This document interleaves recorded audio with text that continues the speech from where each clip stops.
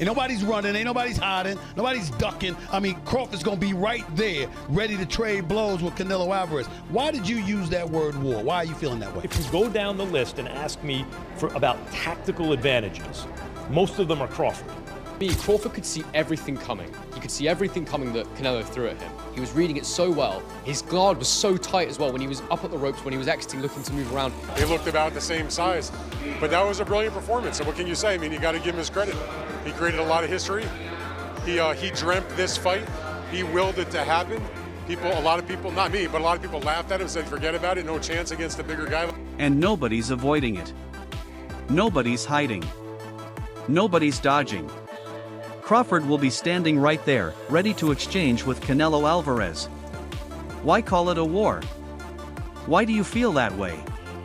If you break it down and ask me about tactical edges, most of them belong to Crawford. He was seeing everything coming. He was reading all of Canelo's shots so clearly. His defense on the ropes was sharp, and even when he was sliding out, his guard stayed locked in. They looked about equal in size. But that was a masterclass. What else can you say? You've got to respect it. He made history. He dreamed of this matchup and forced it into reality. Many people, not me, but plenty mocked him, saying, no chance against someone that big.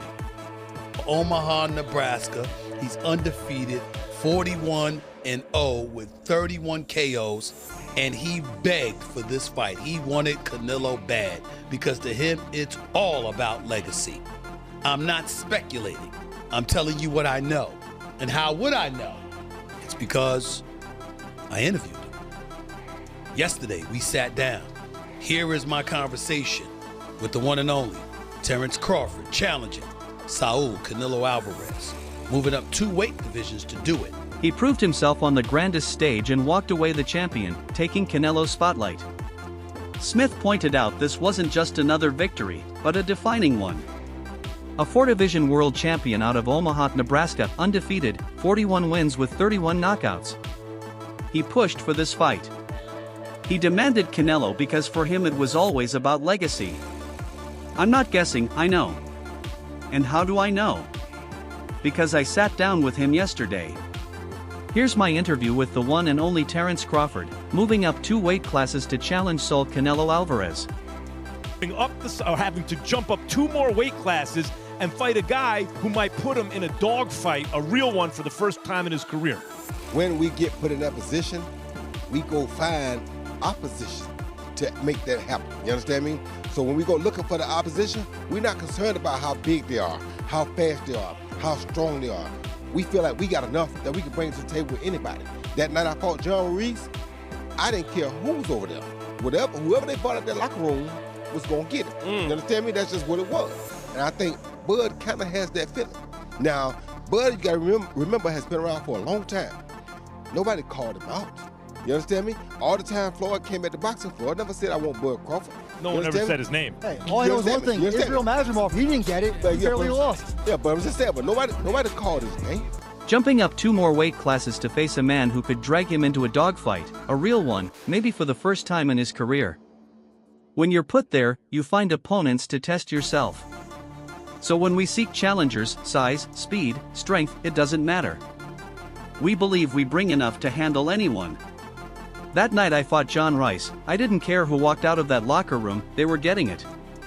That's just how it was. Bud has that mindset too. Remember, Bud's been here a long time. Nobody called him out. All the years Floyd was active, he never once said, I want Bud Crawford. No one said his name. All I know is, the Real fighter never got that shot. Canelo said he was going to outbox him. He did exactly what I called years ago, and tonight he proved that he's the greatest boxer that ever lived. Well, in the interview that didn't work, you said you felt like going on a run watching that tonight. How much inspiration can you take from someone like Terence? I take everything from him. I've been around him since I was a kid, and just watching that greatness. Canelo tried to outbox him. But Crawford did exactly what I predicted years back, and tonight he proved he may be the greatest boxer to ever do it. In the post-fight talk, you mentioned it inspired you, even made you feel like going for a run. How much motivation do you take from Terence? I take everything from it. I've been around him since I was young, and just witnessing that level of greatness firsthand means everything. 1-0, Molly, with 31 knockouts. He's taken on all comers. I asked him, you're moving up in weight. Why would you not try to get Canelo to come down from 168 to 160 to meet you halfway, since his last fight was at Crawford's last fight was at 154? Crawford said, I want what he has. I want to go take it. I don't want to make, I don't want to make concessions and alterations. I'm coming to take what he has. And you look at him, and no one believes that he can't pull it off. He can box, he can punch, he's smart, he's elite, and he wants Canelo. He begged Canelo for this fight. 41 wins, 31 by knockout. He's faced everyone. I asked him, you're moving up in weight, why not ask Canelo to drop from 168 to 160 and meet halfway, since your last fight was at 154? Crawford replied, I want what he has. I'm not asking him for concessions. I'm going up to take it. And looking at him, no one doubts he can pull it off. He can punch, he can box, he's intelligent, he's elite. He begged for this fight because he wanted Canelo. Did it again a few hours ago against Canelo. And what makes it even special or more special for Crawford is that he did it jumping up, as we know, a couple of weight classes. He did it against one of an all-time or another fellow all-time great, and he did it against someone who was undisputed and still a pound-for-pound top 10 guy. That's what Crawford did, people.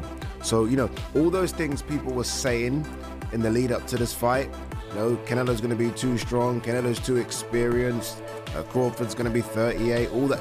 You have to remember all of that when you give Crawford his flowers. Don't like, oh, well, Canelo looks old. No. I don't want to hear any of that. I've started to see a few people on Twitter start to kind of sort of find excuses already. No. Remember everything you said, because Crawford deserves all of that. All of that. Crawford was incredible.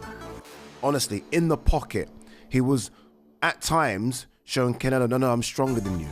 I'm going to bully you. Oh, you think you're going to get me in the clinch because you're Mr. 168? No, look at the size of me. I'm jacked as well. I'm swole.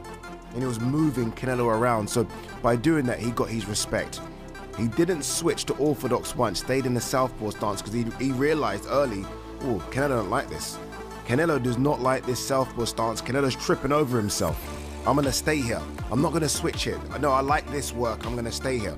On the ropes, it's like, okay, come in, because when you come in, I've got that as well, and I can hurt you as well. Spinning off the ropes. His jab was fantastic. They put up the jab numbers. He was out jabbing Canelo like, it was almost like 10-1, maybe even 20-1. It was fantastic, and when he needed to land those power shots, he was landing those power shots. It was an incredible performance. Crawford did it again just hours ago against Canelo. What made it more special was moving up weight and beating another all-time great, a still top 10 pound-for-pound fighter. That's what he achieved. People doubted him, saying Canelo was too strong, too seasoned, that Crawford was nearly 38. But you must remember all of that when you give him credit. Don't say, Canelo looked old. No excuses. Crawford earned every bit. In fact, at times in the pocket, he showed he was stronger, even bullying Canelo. He proved size wasn't an issue.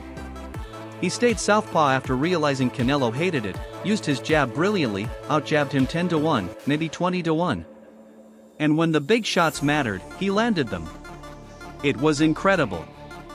More tight, more fundamentally sound. While Canelo, even when he was able to get to range, it wasn't a lot, it wasn't often, he was having a hard time landing clean because everything was super wide and out here and to the body out there. And Crawford would either circle out to that same side, to Canelo's lead hand side. He would circle away because Canelo would step straight to Crawford and chase him and not necessarily cut him off.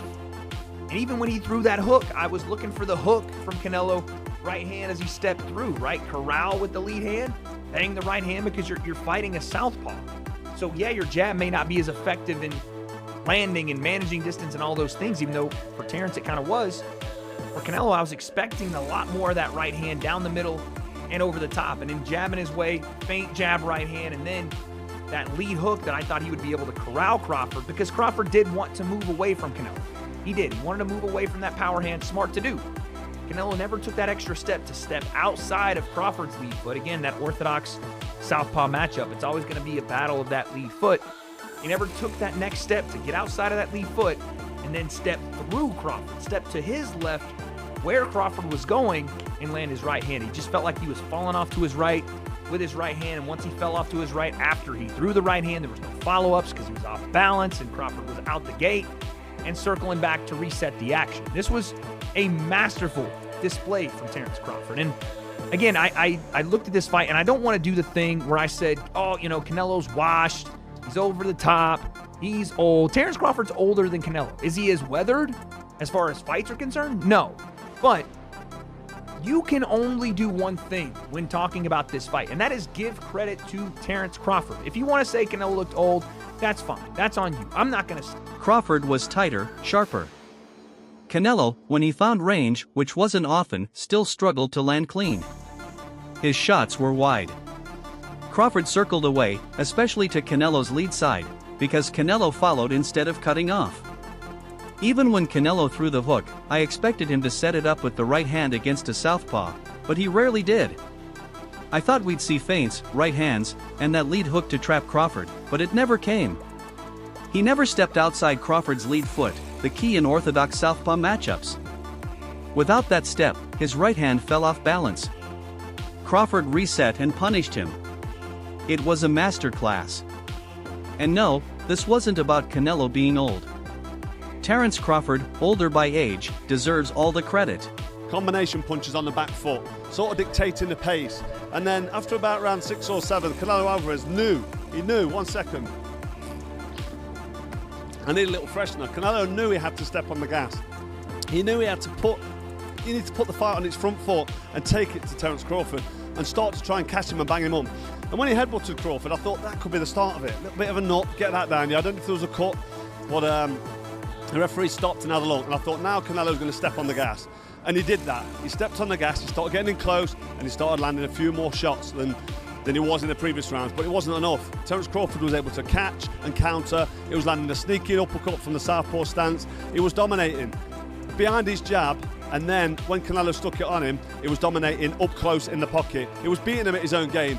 Canelo Alvarez must have been fuming in there. He must have thought to himself, what can I do? He couldn't do anything. He needed to pick up the pace, put the pressure on, and sustain the attacks. And I don't want to take anything away from Terence Crawford, but Canelo Alvarez couldn't do that. He couldn't do it for long enough. Crawford looked like he could have done 20 rounds in there tonight at that pace, the way he was dictating and controlling. And Canelo Alvarez was getting marked up, he was breathing heavy, he was getting tired, he was reaching with shots, and he was getting torn apart. It was an absolute masterclass by Terence Crawford. Canelo tried, Canelo came, he had a go, but to be honest, I don't want to rain on the parade of Crawford, but Canelo Alvarez, for me, is well past his best now. He's seen better days. He hasn't got the pace, he hasn't got the fitness to sustain the attack. Afterwards in the interview, he said, I felt great, it's great, I feel good. And don't forget, Crawford's a couple of years older. So I think it's the miles on the clock. Canelo Alvarez had like 67 fights. I know Crawford's had a fair few fights, but he's about 20 fights behind him. So the miles on the clock have caught up with Canelo Alvarez. He's feeling the pace, he's feeling... Crawford controlled with combinations off the back foot, dictating tempo. By round 6 or 7, Canelo realized he had to push forward, bring the fight to Crawford. After a clash of heads, I thought momentum might shift. The ref checked, Canelo pressed harder, landing more, but still not enough. Crawford caught, countered, snuck uppercuts from southpaw, dominated with the jab, and even outfought him in close. That frustrated Canelo. He had no answers. He tried to raise the pace but couldn't sustain it. Crawford, on the other hand, looked fresh enough to fight 20 rounds. Canelo tired, slowed, marked up. It was a masterclass. And honestly, while Crawford shined, Canelo showed his age. Too many miles, too many fights, he couldn't keep up.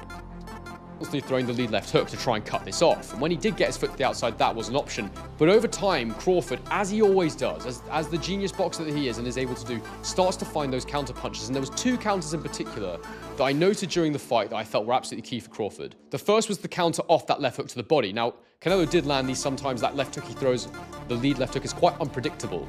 But he started to land it quite effectively to the body from time to time. But what Crawford was doing was he was catching it with his elbow, and then he'd throw the straight left hand back at Canelo as a counter shot. He'd throw multiple shots. And what I really loved about his counter work was he'd never throw more than singles or twos or threes. He never got carried away. He never did too much with Canelo. Don't get me wrong though, Canelo was still defensively very astute in this fight, but he simply didn't have the foot speed to get to Crawford. He couldn't do it. And he didn't want to use his own jab because I believe Crawford's lead hand is so effective that southpaw stance really meant he could dominate the fight with his own lead hand. Canelo's not a massive jabber himself, but now that he was fighting someone closer to his size, I thought he might try and implement a jab, but he didn't because Crawford's counters were just too fast and too good. There was a couple of moments in this fight, and I said in my prediction I thought that you'd see Crawford in moments looking absolutely electric and just outclassing Canelo, looking too fast and lighting him up, and we saw that.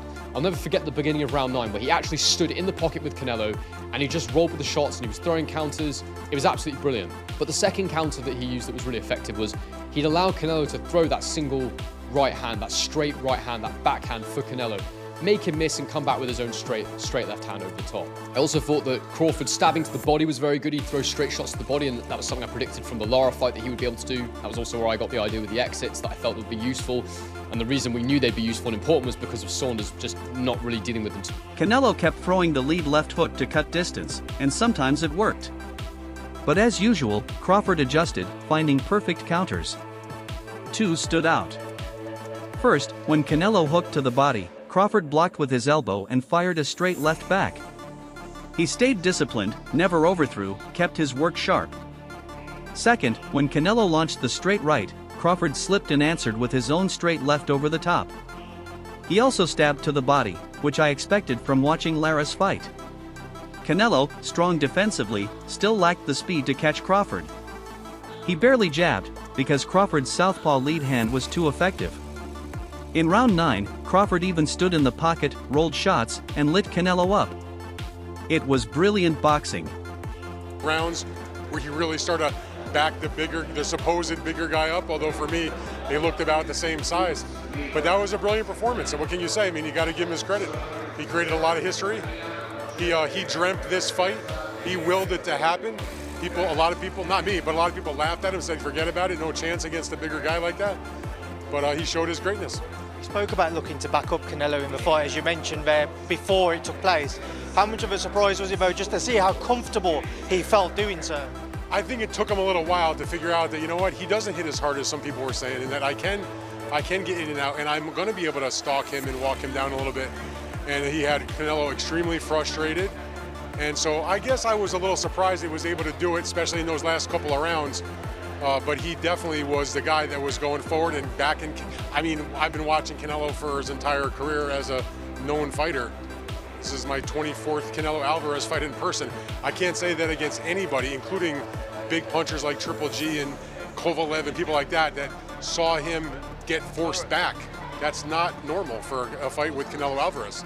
Dan, given your time covering Canelo Alvarez and those defeats that he's had in his career, but Bivol tonight amongst other kind of contentious decisions, how much is this one going to hurt? Because there's always been those question marks for the last few years. Is he on the decline? Now there's going to be more question marks. Is this the end of a road for Canelo, certainly at the elite level? I mean, listen, and this is not a disrespect to Canelo, because everybody who has ever read me, followed me, listened to me knows I love Canelo. I think he's one of the greats of all. There were rounds where Crawford forced back the so-called bigger man, though they looked nearly equal in size. But the performance was brilliant. He dreamed this fight, willed it into existence, and proved the doubters wrong. Many laughed, saying, no chance against that size. Yet he showed greatness. You asked about him backing Canelo, was it surprising? At first, yes. He realized Canelo's power wasn't what people claimed, so he pressed forward, walking him down. Canelo grew frustrated, especially late. I've covered Canelo 24 times, and never saw him pushed back like that, not even by punchers like Golovkin or Kovalev. That's rare. Now the question after this defeat, is Canelo fading? Is it the end at the elite level? I respect him, he's an all-time great, but the questions remain. Mac, you've been training Crawford for years. Do you think, okay, is he the greatest of all time? Because now people are putting him in the conversation of greatest of all time. You know that. You think so? You know I know. Okay, what's next for him? You've been training for years. What's next for him? The fans want to know. What's next for him? Break. Take a A break. break? Take Is he a break. retired or is he going to keep fighting? He just got to take a break. How are you celebrating? Listen, congratulations to you. Listen, congratulations to you. How are you celebrating? Just go have dinner with my wife, man. Okay, well, are you trainer of the year? I'll let the critics worry about that. Last question. Is Terence Crawford retired or is he going to keep fighting? Oh, he's going to keep fighting. Is he going to keep fighting? Yeah. You're the man. Be man. Hey, congratulations. Enjoy the win. Thank you. Thank you. That wraps up today's video. Stay tuned. Until next time.